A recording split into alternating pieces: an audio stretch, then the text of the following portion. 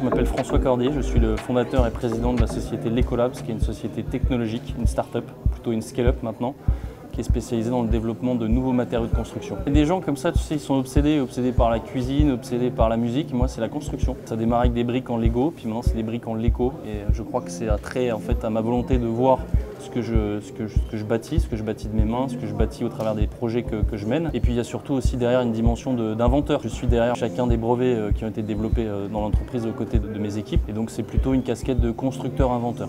Le principe l'éco, c'est d'arrêter le gaspillage. Moi je trouve ça complètement délirant aujourd'hui d'avoir des problématiques de personnes qui n'arrivent plus à s'acheter des logements et qu'on continue à couler 24 cm de béton alors qu'avec 18 voire moins, t'en as largement assez. On a dans nos matériaux qui nous entourent à peu près 70%, 80% de la matière qui n'est pas utilisée, qui ne sert à rien en fait, c'est de la matière morte. Et donc avec le logiciel qu'on a, aujourd'hui on a une grosse capacité de calcul et en quelques secondes on prend les plans d'architecte, on les importe et on est capable très rapidement d'optimiser la quantité de matière mur par mur, étage par étage et d'enlever à peu près 80% de la matière morte et de la remplacer par de l'isolant, donc de la matière qui est active.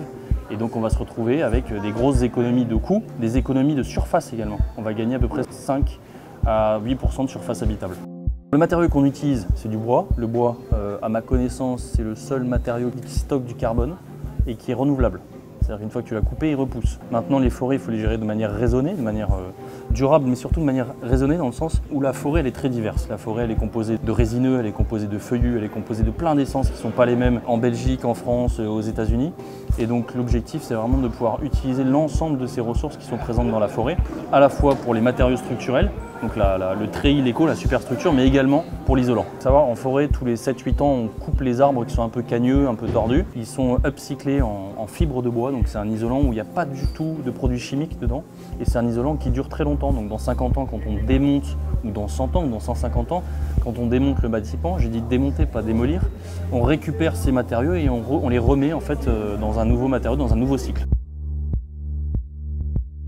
Je disais en début que c'était une start-up, maintenant c'est plutôt une scale-up, donc une boîte qui est en train de bien grandir au niveau européen. C'est destiné aux bâtiments de manière générale, des bâtiments résidentiels, des bâtiments non résidentiels.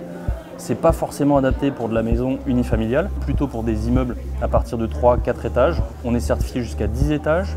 L'an prochain, on va avoir une certification qui va aller jusqu'à 20 étages et qui va nous permettre de commercialiser partout en Europe et également aux États-Unis.